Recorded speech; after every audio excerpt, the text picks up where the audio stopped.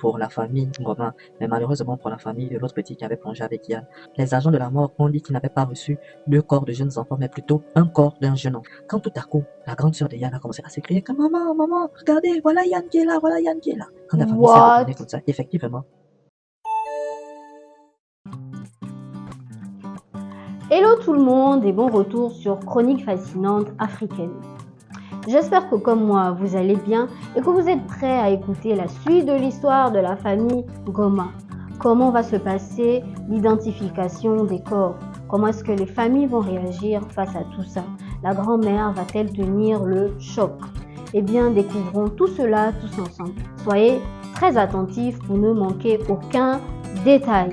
Avant de commencer à écouter l'histoire, comme d'habitude, vous connaissez le slogan, lâchez un petit pouce bleu, un ou plusieurs commentaires et bien évidemment, abonnez-vous à cette chaîne. Maintenant que tout ceci a été fait, je suppose, on peut continuer l'histoire. C'est parti! le lendemain, comme convenu à la veille, après une soirée très mouvementée par des disputes, des accusations et tout ce qui s'ensuit, les deux familles avaient été conviées dans une autre ville. Car quand les pêcheurs ont retrouvé les corps des jeunes enfants, ils ne pouvaient pas les ramener directement dans le village parce qu'ils ne savaient même pas de quel autre village ils provenaient. Donc les pêcheurs ont amené les corps des enfants dans une autre ville où il y avait la mort. Donc le lendemain, deux familles ont été conviées pour l'identification des corps. Donc ils ont dû prendre une pirogue pour aller dans l'autre ville. Et quand ils se sont rendus dans l'autre ville là où il y avait la mort, heureusement pour la famille Ngoma, mais malheureusement pour la famille de l'autre petit qui avait plongé avec Yann, les agents de la mort ont dit qu'ils n'avaient pas reçu deux corps de jeunes enfants, mais plutôt un corps d'un jeune enfant. Et jusqu'à présent, on ne savait toujours pas où se trouvait le deuxième enfant. Donc quand les familles sont allées identifier, chacune a croisé les doigts en espérant que ce ne soit pas le corps de leur enfant qui soit identifié à la mort. Mais bon, voilà, il s'avère que ce n'était pas Yann qu'on venait de retrouver, mais c'était le corps du jeune garçon qui avait plongé avec Yann. Donc en rentrant chez eux, la famille Ngoma était d'une part soulagée, mais en même temps ils étaient toujours inquiets parce qu'ils se disaient, même si on n'a pas retrouvé le corps, après déjà 3 jours dans la rivière, qu'est-ce qui s'est passé? C'est sûr que voilà. Donc quand ils sont rentrés chez eux, directement, la famille de Judith a continué les accusations contre la grand-mère de Yann. Ils ont commencé à dire non, tout le monde avait déjà remarqué ce qui se passe. On est maintenant convaincu que c'est toi en fait qui a eu à tuer Yann parce qu'on ne retrouve même pas son corps. On retrouve le corps du petit qui était avec lui, mais le corps de Yann, on ne retrouve pas. Il faut que tu nous fasses sortir le corps de Yann. Tu es une sorcière. Vu que tu es incapable de nous redonner notre enfant en vie, il faut qu'on retrouve le corps de notre enfant. Renvoie-nous le corps de notre petit Yann. On veut retrouver le corps de notre enfant. Donc ils étaient là, ils mettaient la pression à la grand-mère, ils l'accusaient, ils la traitaient de tout et de rien, l'insultaient. Ils ont fait leur rituel et tout, et dans les rituels, tout portait à croire que c'était la grand-mère de Yann qui avait tué Yann.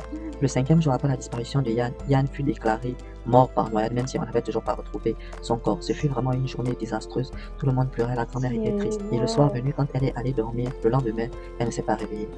Elle est morte en fait, elle est morte dans le sommeil. Et là, directement, ça a causé un très grand problème entre le père de Yann, qui commençait déjà à accuser la famille de Judith d'avoir tué sa maman, et la famille de Judith qui accusait le père de Yann d'être complice dans l'assassinat de Yann pour garder sa maman en vie.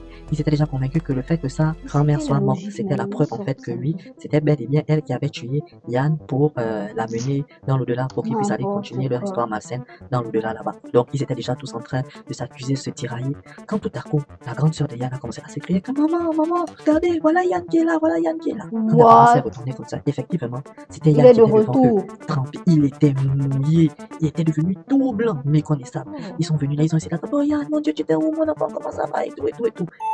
Et attendez. Yann a réapparu. Mais où était-il? Et pourquoi il est mouillé en fait? Tout ce temps-là, il est resté dans l'eau. C'est pas possible.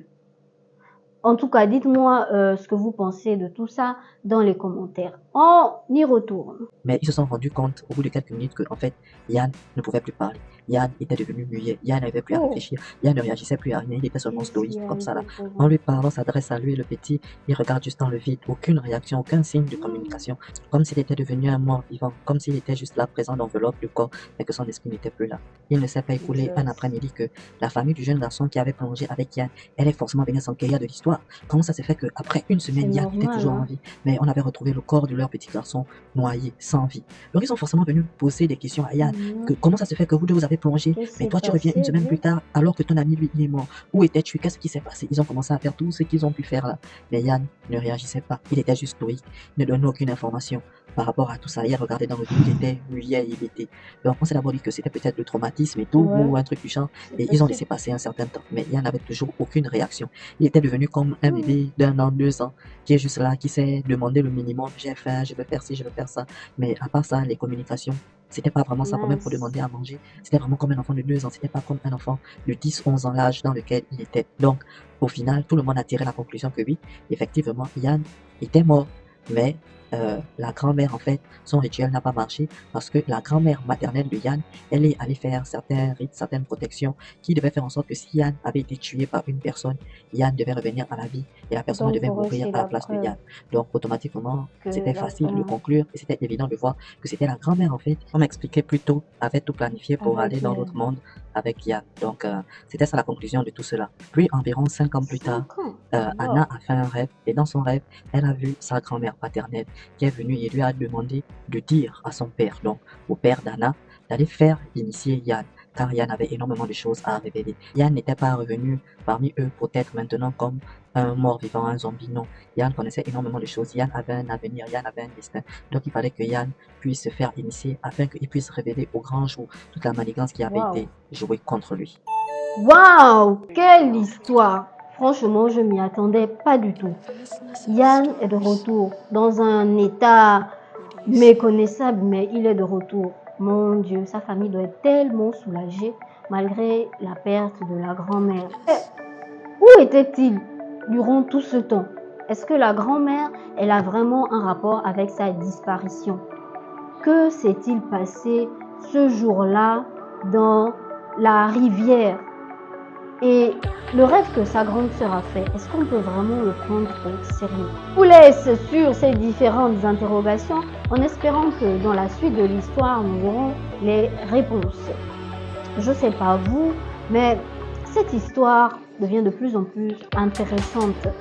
Si, comme moi, vous voulez écouter la suite, ne ratez surtout pas la dernière partie de cette histoire. On se dit à très prochainement pour la dernière partie de cette histoire. Bye!